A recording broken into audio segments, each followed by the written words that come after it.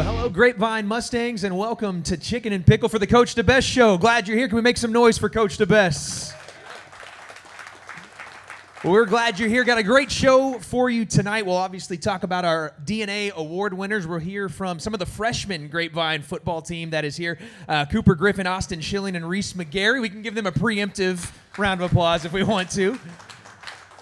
And so, yeah, fired up about that as we get set for the final couple weeks of the regular season. But I'm going to turn it over to Coach DeBesse as, we got to talk about a really good football team that you faced last weekend against Mansfield Timberview, and just your overall thoughts on Friday night. Well, I've said it several times, and I put it in our Sunday newsletter. The first thing you have to do is give Mansfield Timberview a lot of credit. They were by far, obviously, the better football team that night. We got out-coached, we got outplayed, and that's, again, it always falls back on the head coach. That's my responsibility. But I do think that you have to be honest about it and tell it like it is sometimes. And they were a much better football team than we were. We once again found a different way to shoot ourselves in the foot. Never been around 4 turnovers on the return game and the kicking game. Our defense has gotten the ball back. They've had 8 takeaways in 2 weeks. Unfortunately, we've had 9 turnovers in 2 weeks. The offense didn't turn the ball over. The offense didn't have a penalty all night long. The defense, I think, only had a couple. So we played a fairly clean game when it comes to those type of things.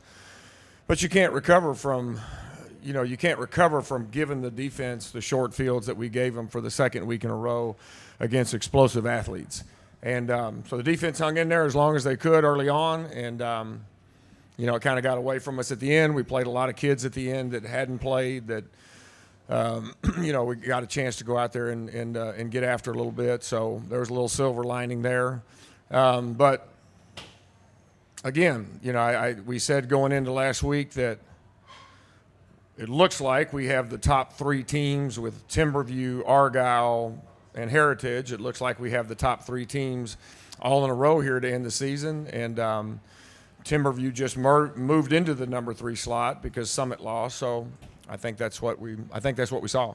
Let's talk about some of those silver linings if we can. You talk about some guys that maybe didn't get as much shine early in the year that had a chance to play. What were some of the things that stood out for you on Friday? Well, we've had some injuries on the defensive side. We've had to play musical chairs a little bit, playing some guys out of position, what have you. One of our guests here tonight, Cooper Towery, continues to excel no matter where we put him, to be honest with you. He struggled a little bit at the inside backer spot early on, but now it's like that's where he's been. He's really a natural outside guy. But a guy like Luke Hecht, who came in to replace Cooper at that spot. Judah Johnson got some playing time and, showed some flashes at times. Offensively, there's not as many kids that we can go to on the offensive side right now because of a lack of depth. But you saw a little bit of flash from a classmate of these guys right here in Jake Graham. He kind of flashed a little bit the other night. And so, in totality, we had some kids that went in there and got some playing time. And part of the thinking is in a game like that, as coaches, I get on the headsets and I say, hey, reality sets in. Let's play as many kids as we can play. These kids work their tails off week in, week out, day in, day out. They deserve to get in there and get some reps. And so, it was good to see a Casey Curiel, who's no one has heard of except his teammates right here, go in and get some quality reps. George Matakis went in and got some quality reps. Jared Wicker went in and made a tackle from the nose guard spot.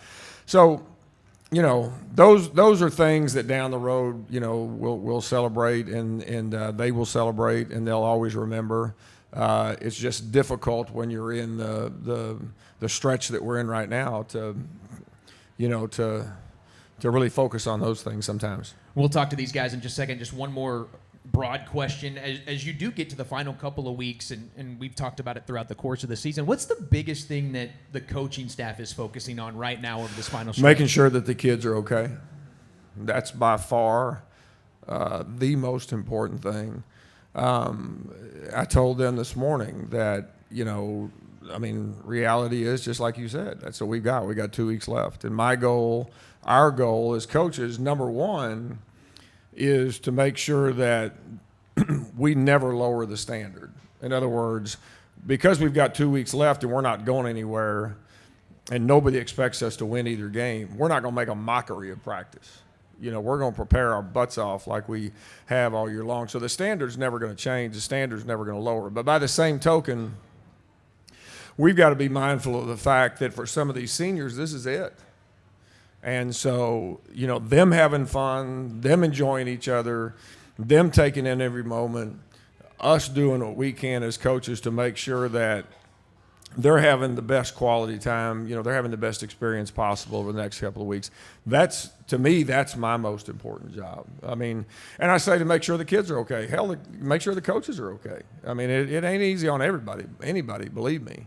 But obviously the kids are the main focus. Well, let's talk to some of those players if we can. Our DNA award winners. A little bit of a different week. We had 4 DNA awards. 2 guys are here today, so we're going to talk to those 2. The 2 that are not here is Brady Boozer, who got the Fight Award, and then Ian Hatton, who got the Attitude Award. But let's start with the guy who is here. One of them, Cedric Hicks, come on up as Cedric wins the Compete Award. Well, and Cedric, I know competing is a phrase that your coach talks about all the time and how he loves how you guys just continue to compete. In a game like that, it can't always be easy, but what did you felt like it looked like to compete on Friday against Timberview? Honestly, I felt like it looked like just lining up every play, getting ready to hit them in the mouth, just be ready to fight and just be there. What do you feel like through the last couple of weeks of the season is the most important focus for you and for the team as a whole? I feel like it's our focus in practice and how we need to be ready in order to play these tough opponents. What's it been like with, you've got guys that are falling, unfortunately, all around you in the defensive end. Bradley Stanier, of course, comes to mind. How much more has that put on you in sort of a leadership capability? It's honestly put a lot on me. I'd need to step it up more in practices and in games and just be more of a leader to my teammates. It's Cedric Hicks who wins the Compete Award today. Let's give him a hand. And we will bring up Cooper Towery, who saw action on both sides of the ball here this week. I'll let you start. What do you want to start with? You talked about how much you wanted to get in on the other side. So let's start on offense. Let's start with that. Just you going back there and running, that quarterback draw. Had some success. So what's in your mind there? How are you looking for those blocks? It's pretty much like offense needs a spark. Somehow I was the leading rusher this week with only 36 yards. So yeah, pretty much I'm begging to go in, see if I can get something, spark them up. The defense is getting turnovers. We need to get down the field. So it looks like you have to make a quick decision on that snap. How quickly are you having to read the line in front of you? Obviously, it's probably going to one side, but how quickly are you having to read those blocks to make a decision? Well, it started off Coach Hyde was calling plays that were not on my wristband. So we were kind of just picking a play, hoping we were in that formation and going with whatever we got. Well, then let's go on the other side of the football. As you win the Toughness Award. So just talk about showing toughness and how difficult that might have been on Friday night. They had a really good offense, and my size doesn't help me much, but it's pretty tough going against tackles and guards every single play. What do you feel like you've learned the most, maybe about yourself, the game of football in general, over the course of this season? Communication is key. If no one's on the same page, or if one person's not on the same page, then it can ruin the whole play. Let's give it up for Cooper Towery, who wins the Toughness Award. We'll bring Coach DeBesse back up here, and he's going to introduce our special guest here this evening. Yeah, and I apologize for number one. We don't hand out the DNA awards. There's six in all, but we only had 4 this week. And I apologize for 2 of the kids not being able to be here, but they were kind of last-second deals. Ian Hatton was under the weather, and he was under the weather all day. That was legit. And then Brady had a previous engagement that he couldn't get out of. So I apologize for that, but we are excited about the future. We've got a freshman red team, which is the A team. that is 5-1 in district play. And they're in the same, obviously they're playing the same type teams that we are, same district, same challenges that we have at the varsity level, at the JV level, and they're 5-1 right now. So we've got 3 representatives. Yeah. We got 3 representatives from the freshman class representing the offense. We got Cooper Griffin representing special teams, Austin Schilling, and representing the defense, Reese McGarry. So if you guys would come up all together, okay, Brenda's going to interview you guys. Let's give them a hand as they come on up.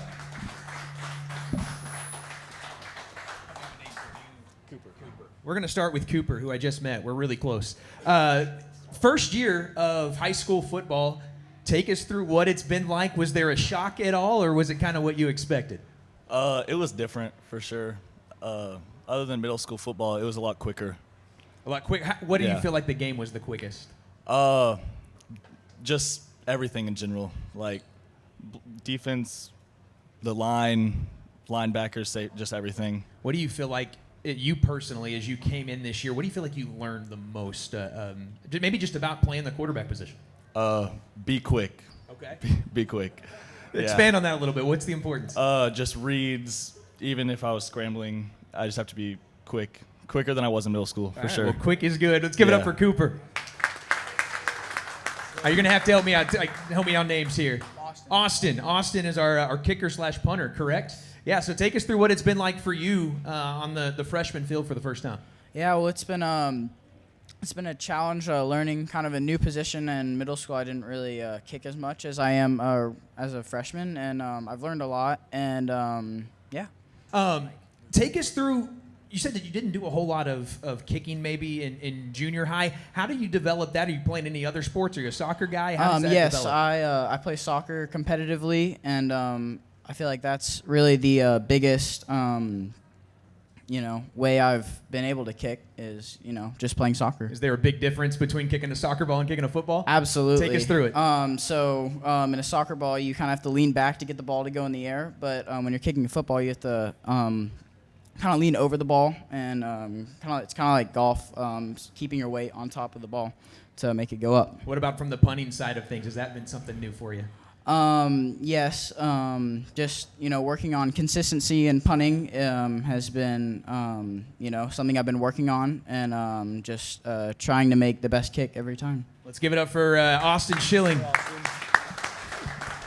All right, Reese, our defensive player. What position do you play?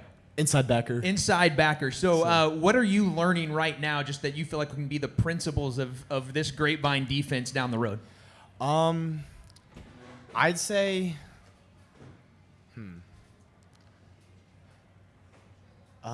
Maybe just anything that you've maybe felt like you've learned over the course of this season. I've learned that defense in high school moves a lot quicker and a lot faster. The older we get, faster, stronger, all the players get. So I believe that our defense is a lot faster than it was in middle school. So. Do you feel like there was ever a welcome to high school football moment where it just kind of smacked you upside the head? Yes, in the first game, we played Wakeland, and we lost to them, and their line was huge, and I remember getting pancaked about 3 times that game, and it was definitely a welcome to high school moment for me. Things are a little bit different now. Yes, sir. And I'll leave this open for any of you guys. As Coach DeBesse just talked about, you're the future of the program. So when you think about Grapevine football, and again, any of you guys feel free to answer, what do you want your class to be known for when your time at Grapevine's done? I'd say winning, definitely. That's a good answer. I like it. What about the rest of you guys?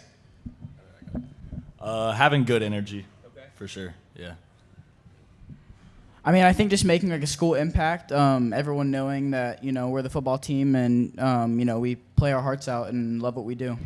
Let's give it up for our freshmen, the future of the program right here. Outstanding, guys. Thank you so much.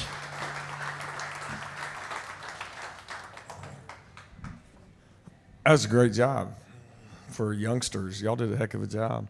Along those lines, 7th grade CTMS is playing for the championship tonight.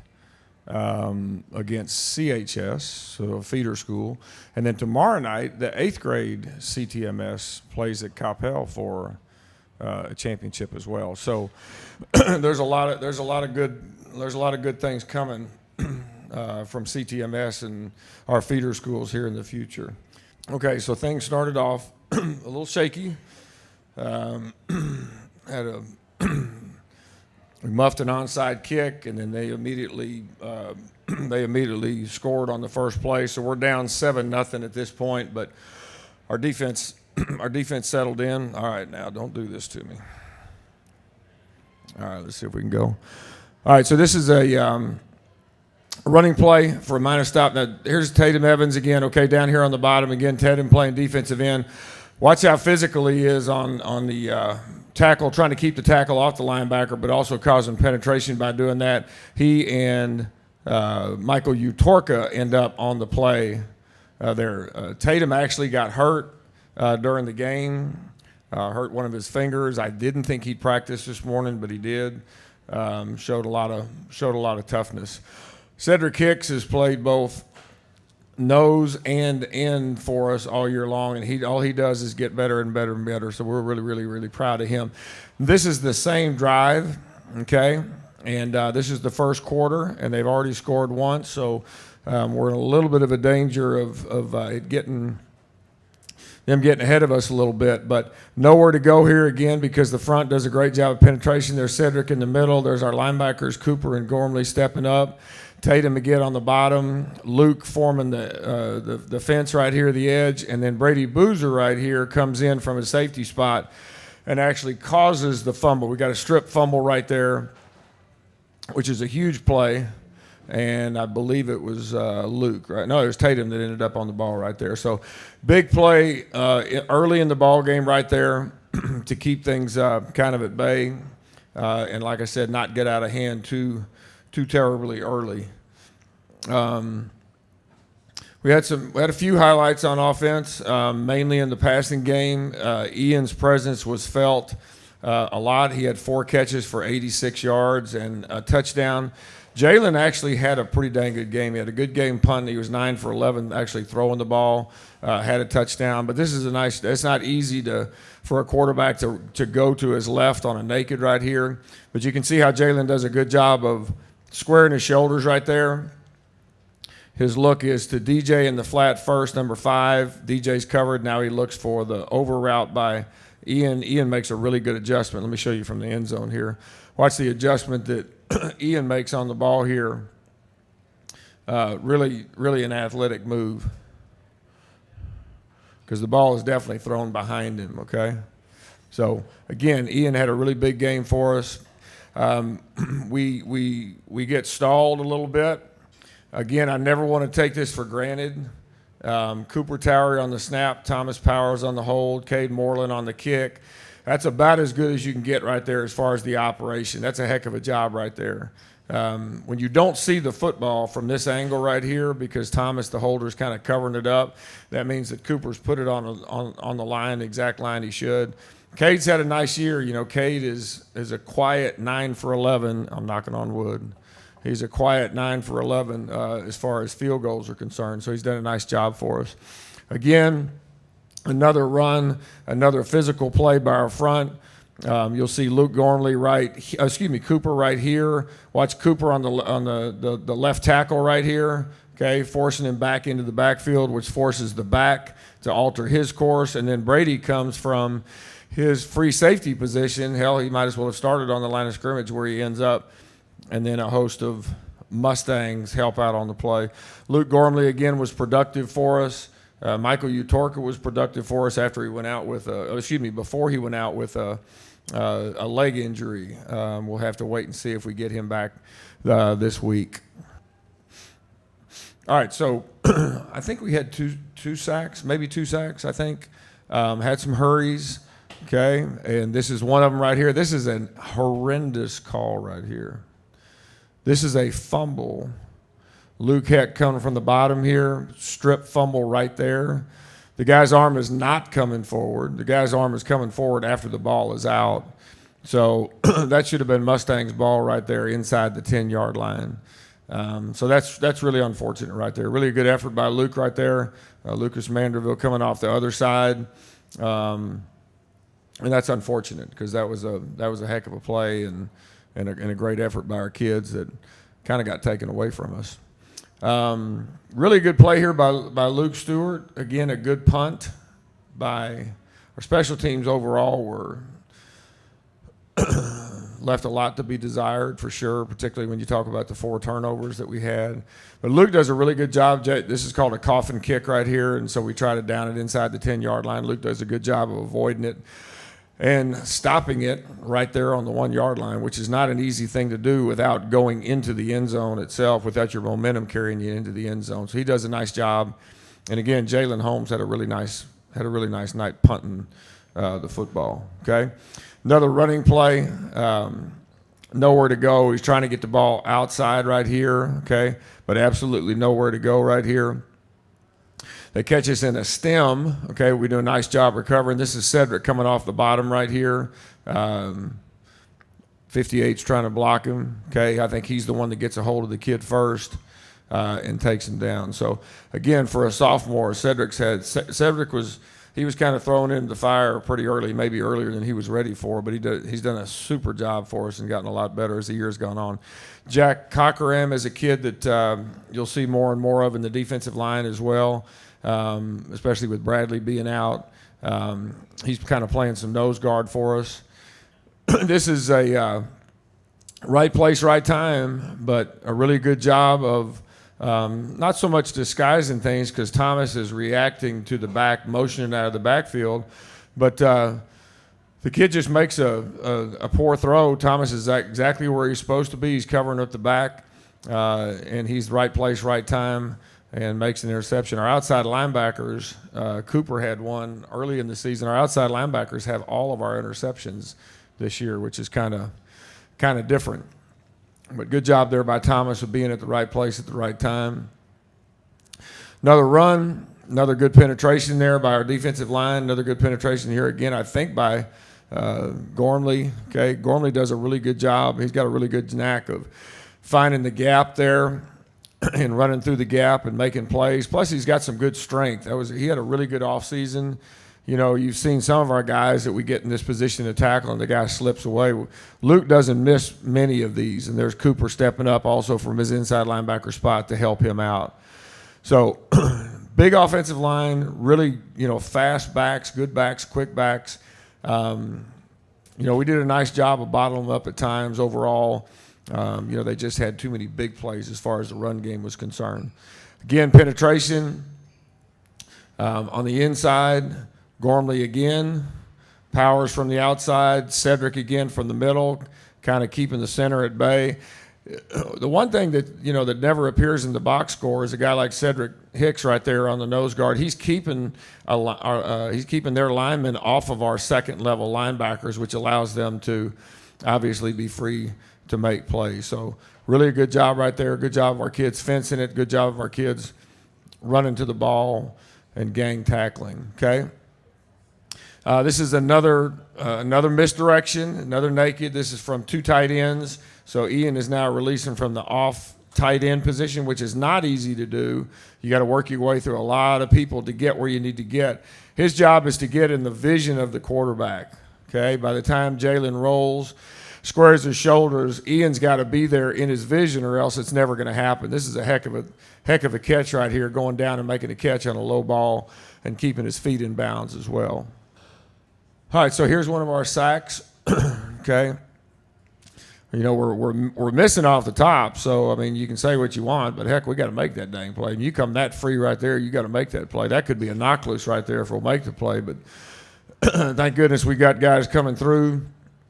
Again, linebackers running through. Watch Coop again here. There's a reason he got the tough award. Watch him take the left guard on right there. Okay. Gets him on his heels. He actually pushes the left guard back into the quarterback right there and gets the sack. There's no doubt coming out of the game, and no doubt when we were discussing DNA award nominees with the staff that Coop was going to get the toughness award just because of how he played on both sides of the ball. Did a heck of a job. Again, some of the things that don't appear in the box score, I know I say that a lot, but that right there is just assignment defense right there. This is Luke forcing the thing back inside. If Luke allows that thing to get outside, we've got major problems. Tatum fighting his butt off with the left tackle right here, okay, maintaining leverage and falling back in on the play along with Coop. Again, they had some really, really talented players. They've won 4 of 5 now, and I think they're in pretty good shape, heading into the playoffs. Okay, now here's Coop on the offensive side. All right, so this is a power play. So this is what we call 44-45 is our power play. This is a Q, 44-45 Q, meaning the quarterback's going to keep it right here. Not a whole lot there to begin with, but he does a really nice job. Coop was a running back, quarterback when he was a youngster. The old regime, every time when I was offensive coordinator and wide receiver coach, we would bring up playing Cooper at quarterback because we thought maybe he might be the best quarterback in the system. But we always got resistance from the defensive side, and the defensive side won on that one, which I'm not saying is a bad decision, but Cooper was a heck of a running back and a quarterback when he was a youngster. There's a good picture of you see it open up. That's Taden Sneed that really needs to be inside out. See the tackle pulling right there? He needs to be inside out on that linebacker, not outside in. Coop does a good job making that guy miss. Okay, so now we have an inside zone, again with a Q tag, okay, which means the quarterback's going to keep it. The back now becomes an extra blocker, so Jaime Sanchez does a good job of what we call peel blocking right there and blocking the C-gap defender. Coop does a good job of pressing the line of scrimmage and seeing that's going to be a bounce play right there, okay? Cuts back on the inside shoulder of a secondary defender right there, number 23. Heck of a run. And he wasn't joking. He was our leading rusher on the night. And I'm not necessarily saying that's a good thing to say that a defensive player was our leading rusher on the night, but he was, so give him credit. Okay, same play, 20 Q peel, okay? Presses it. That's exactly the aiming point that he should press at. That's how the play should be developing right there. There's Bergen Weir out in front, slot back out in front. Okay, heck of an effort. We got 2 of these on here where the pile just keeps moving because Coop doesn't stop his feet. Okay, so here's Taden and Bergen on the play side right there. Will Mason does a good job of stymieing that. I don't know if y'all know this, but. That number 95 for them is 96 for them is an LSU commit. And so Will had his hands full all night long, but really did a pretty dang good job. Okay, and here's, I think, the last shot of Cooper, and this is the one where the pile really continues to move down the field, okay? Okay, I'm going to show you from the end zone. Much better job by Taden, but this is the fight right here, right? This is the fight. This is the fight we're talking about right here, okay? And we've got a lot of guys that exemplify that fight and a lot of guys that have fought their tails off all year long, and I'm just hoping and praying for some tangible rewards for them. There's Taden again. Taden Sneed right there is a really good athlete. He's also a wrestler. He runs really good for an offensive lineman. That's a much better job on the power play. And allowing Coop to break through to the next level. All right, and I believe this is the last one. I tell you, this is a great job by Jalen Holmes. Jalen Holmes, our quarterback right here. Play fake off the triple. We've got what we call a switch route right here. Ian is releasing from the tight end, off the ball tight end position here. Cale Thompson running the switch route and occupying the safety right there. And Jalen would like to make the throw right there, but he can't. Okay, he's got pressure. So he does a fantastic job of not panicking, for number one, stepping up in the pocket, protecting the football. How many times you see a strip sack right there because the quarterback's careless with the ball? Does a great job of stepping up and finding Ian. And then Ian does a really good job after the catch and gets in the end zone. So this is worth a shot from the end zone to see it. But again, pretty good protection overall. We lose a guy late.